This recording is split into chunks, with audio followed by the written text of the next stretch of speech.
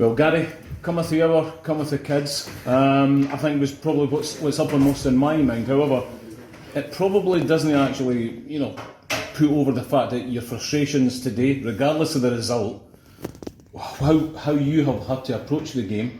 Can you tell us a bit about that before we even start talking about the game? Well, it's actually, I'll go the other way for what you've asked. The result was different class, with the team that we had to field tonight, which I'll speak about in a minute. Teaming to have got a point would have been a fantastic result. The team's just been thrown together. I think we had, I actually worked it out, the average age of the 17-man squad was 20.7. We had people making their debuts. James Farrell would make only his second start. I think we had 4 academy players at the start of the season: Lucas Berry, James Farrell, Cammy Fraser and Johnny Jarran started the game. Yeah. Although Lucas has sort of been promoted up to the first team. And when you put that together without really working on it, because as you know, we only had five or six training on what day was Monday. It was last minute what we were going to put together. And then we had a team picked, and this morning we had a player that was fit that had a potential COVID, so we had to rearrange the team again. So we never had a chance to work on anything. We're coming here, we're playing against a team that's fighting for their lives, and we've got a real patched up team, and I didn't mean that disrespectful to the players that were here. Yeah. But it's as bare as we've been, and we've been bare in quite a few games this season. But the lads were excellent. They were absolutely brilliant. All I asked them was, because we're a really young team, was just please give me all your energy and enthusiasm. I says, you're going to make mistakes, it's how you react. You've got to do something that's down to naivety. I says, it's how you react. I says, all I'm going to ask for you today is just your energy. And I said, I'll do my best with the coaching staff to try and coach you for the side of the pitch. And, even in the game, we lost Uzi. Yeah. But just before half time. And we've ended up with a front three. He's got Reekie, who's a right back at wide right, Robbo through the middle, and Logan Boyle, who's a right back, coming on at wide left for his first team competitive debut. So for the lads to dig that out tonight was absolutely unbelievable, especially when we went 1 up and then 1-1. They've brought on Liam and Buchanan, who are always dangerous for a goal, and they're going for it a wee bit. And we had to dig in. There was 2 spells in the game. We had to dig in the last 10 minutes of the first half, and we got to half time, and then we had to dig in when they equalised. And the lads done it, and the performance was, for me, in the circumstances we're in, was undoubtedly the best performance since I've been at the club. Yeah, sure. Game starts. I think we've got off to really well. We had 3 really good chances. Unfortunately, we shot wide, keeper, a couple of great saves. We then steadied the ship a bit. Cowdenbeath, you're expecting to come back into it again, but we go in. We're 1-0, or sorry, going at 0-0. Get off to the second half. Good start. 1-0. Yeah, and then Robbo hits a shot. Takes a deflection. We got a wee bit of luck. Sometimes you need a wee bit of luck. Yep. We get that, and even for the second goal, he goes and puts him under pressure. I think that leads to the corner, and we get the corner. And it's nice to score for a corner. That's a couple in the last 3 or 4 games that we've scored for. So that's something that we're trying to add to our team.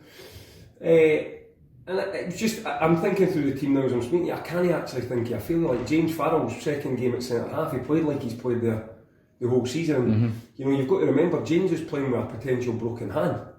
You know what I mean? He's 18, he's put himself forward to play again. Yeah. As did 5 or 6 of them, and that's where what you led to earlier, that people want to know, is it's an absolute disgrace that game had to take place tonight. We had 12 players, 11 players injured, first team players, 11 players injured, and we had 1 with a potential COVID, so that was 12. We then informed the league that we had another 5 or 6 that were injuries. Yeah. These 5 or 6 put themselves forward to play because the league made us play. We had tonight 17 injuries. And the reason that we got told that we had to play is because we've got an under-20s team. Now, listen, people say, but you won with them. It's no point. Most of the lads aren't ready. You can't play them week in, week out. Yeah. Some of them are training with us all the time. Some are training sporadically. They're coming up. They're not ready to play in the first team level. So for us to get forced to play a game because we've got an under-20s team is ridiculous. Because I've spoke to the chairman about this. we're going to need to think about that because we're getting punished for having a 20s. See if we didn't have the 20s team, that game would have been called off tonight. Sure. Because we never had enough first team players. And they could have brought in an independent physio and he would have told you that we had 16 or 17, 16 first team players injured. But Dave Mackay's went out and played with an injury. Brilliant. His own loan, he doesn't need it. Dave Mackay's went out and played with an injury. James Farrell's played with a potential broken hand. Innes Murray's own loan's got an injury. Uzi played with an injury and then got another injury. Yeah. Robbo's played with an injury and Kieran Bryan's played with an injury.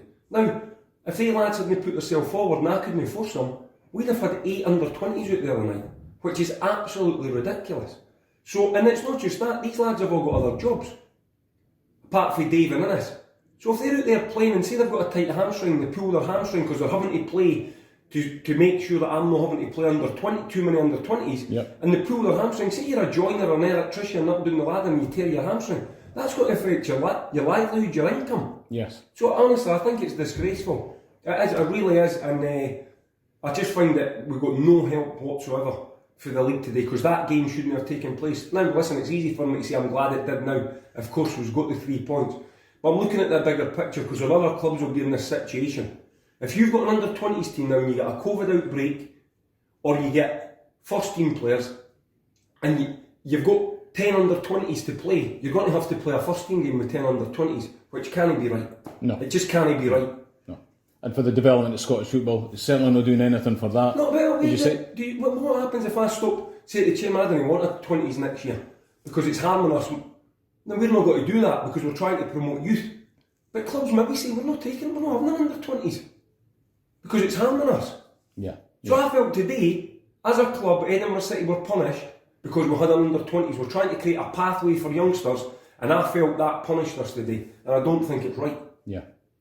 On the flip side, seeing these young kids coming off the park, big smiles on their faces, you know, and equally you've got to be so proud of them as well, Phil. I am, and you know, and we said that before, you're hoping that sometimes when you put one in, it's actually harder because he's there, he feels the pressure, but you had 4 or 5, or 4 that I mentioned, Jaron, Farrell, Berry and Cammy Fraser, they've all played together at the early part of the season and trained together, so that maybe have helped them, made them more at ease. But then you've got to add in mind, Brian Schwartz, only 20. Yes. Alex Ferguson's only 18 or 19. Robbo's only 20.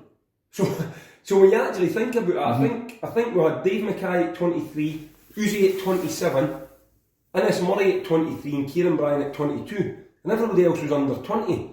But sometimes it can pull together. Yeah. You're not sure if it's going to or not. It did tonight. Yeah. If we had to play the same team again next week, would they pull together? It could go completely the other way and you would see what I'm speaking about, that they're not all ready to play. Tonight, it looked like they were ready, but we can't rely on the under-20s playing. And the problem we're going to have is, we've picked up other injuries tonight, and other injuries have got to be back.